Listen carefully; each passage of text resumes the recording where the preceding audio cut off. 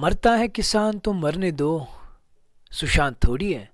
उजड़ते हैं खेत खलियान तो उजड़ने दो, कंगना का मकान थोड़ी है। Hey guys, I am back with another video. और इस वीडियो में हम फार्मर्स प्रोटेस्ट के बारे में बात करेंगे। पंजाब, हरियाणा, यूपी और राजस्थान के फार्मर्स पिछले 3 महीने से प्रोटेस्ट करते आ रहे हैं और गवर्नमेंट से इन फार्मर्स के साथ बात करने के लिए कोई सामने नहीं आया। और अब हज़ारों के तादाद में फार्मर्स सिंगू बॉर्डर पे धरना दे के बैठे हैं, जो कि दिल्ली और हरियाणा के बीच में है।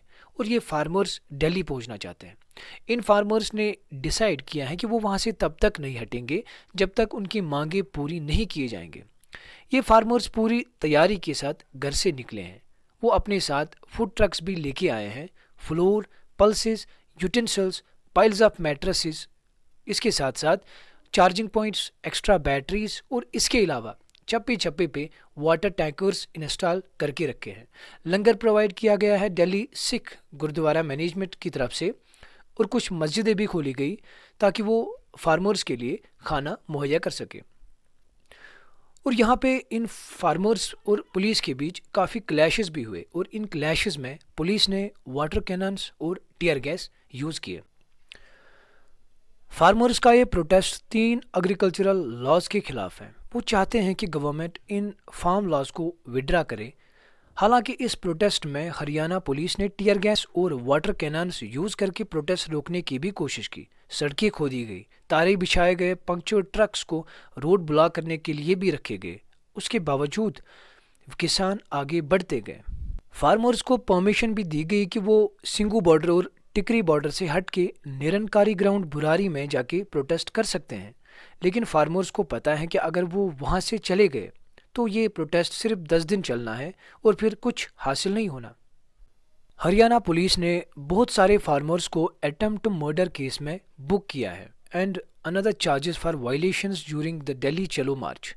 जिन सेक्शंस के अंडर फार्मर्स को बुक किया गया है वो है IPC section 307 which is attempt to murder, Section 147 which is writing, Section 149 that is unlawful assembly, 186 which is obstructing any public servant in discharge of public function, Section 269 neglect act likely to spread infection of disease dangerous to life among others। जितने गुस्से में आज farmers हैं, अभी तक ये इतने गुस्से में किसी गवर्नमेंट के साथ नहीं थे, क्योंकि वो गोली खाने के लिए तैयार हैं और वापस जाने का सवाल ही नहीं है। इन फार्मर्स के जो एंसेस्टर्स हैं उन्होंने ज़मीन को फर्टाइल बनाने के लिए बहुत मेहनत की है। काफ़ी वक्त से ये फार्मर्स अपनी नई जनरेशन के लिए इस एग्रीकल्चर के साथ लगे पड़े हैं।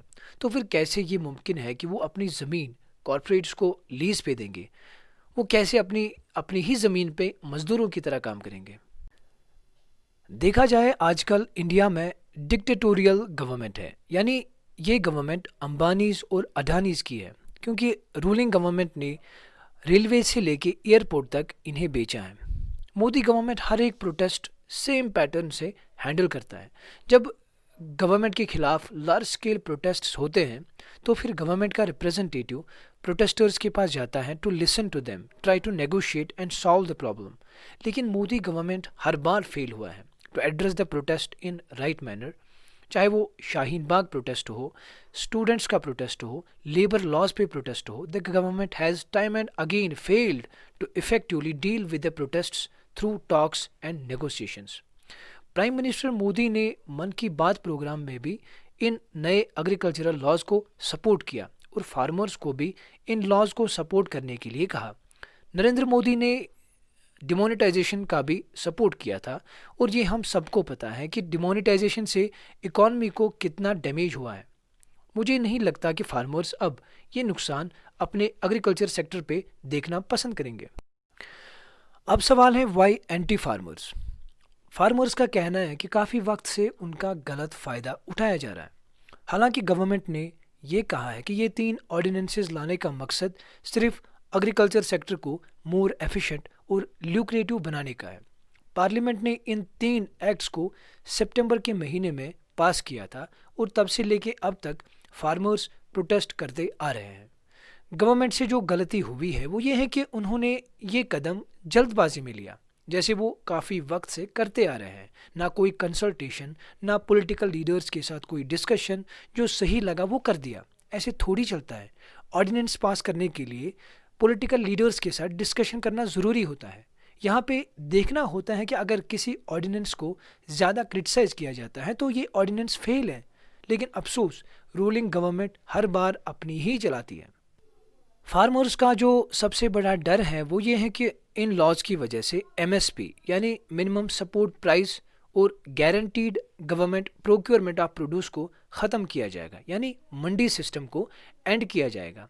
इंडिया में मंडीज को एपीएमसी कहा जाता है, यानी agricultural produce marketing committee. India के फार्मर्स अपने एग्रीकल्चरल प्रोड्यूस इन एपीएमसीज में जाके बेचते हैं।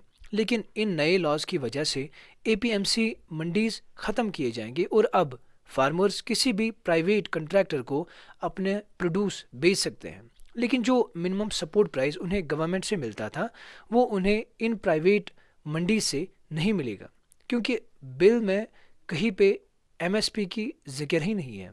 इसके अलावा फार्मर्स इलेक्ट्रिसिटी बिल 2020 के खिलाफ भी प्रोटेस्ट कर रहे हैं, जिसकी वजह से सब्सिडाइज्ड इलेक्ट्रिसिटी ख़त्म की जाएगी। अब सल्यूशन क्या है? एक किसान अपना प्रोड्यूस सिर्फ अपनी नज़दीकी मंडीज़ में बेचने में कंफर्टेबल है, तो इसमें क्या प्रॉब्लम है? अब गवर्नमेंट के पास एक ही रास्ता है कि वो प्रोटेस्टिंग फार्मर्स के साथ बातचीत करे अनकंडीशनली एंड इमीडिएटली, और उनकी मांगें सुनी जाए और जल्द से जल्द उनकी डिमांड्स का हल निकाला जाए। किसानों को आतंकवादी समझना और उनके साथ लाठीचार्ज और टीयर गैस यूज़ करके पेश आना, मतलब ये बीजेपी के लिए शर्म की बात है। Stop naming this movement as Khalistani movement, stop blaming opposition parties for this. Union minister Amit Shah इस प्रोटेस्ट को रोकने के लिए कोविड-19 का बहाना बना रहे हैं, जबकि वो खुद हैदराबाद पहुंचे म्यूनिसिपल इलेक्शन कैंपेन के लिए, जहां पे लाखों के तादाद में किसान उनके साथ बात करने के लिए इंतज़ार कर रहे थे। और इस प्रेस मीट में हज़ारों के तादाद में लोगों ने शिरकत की, तब कोविड-19 नहीं था। This is utter hypocrisy. अब जितनी जल्दी हो सके गवर्नमेंट को किसानों के पास जाके बात करनी चाहिए और कोई सोल्यूशन निकालना चाहिए। So government must address farmers demand and find solution. So guys, this is all about farmer protest. This is Tawheed Shakil signing off.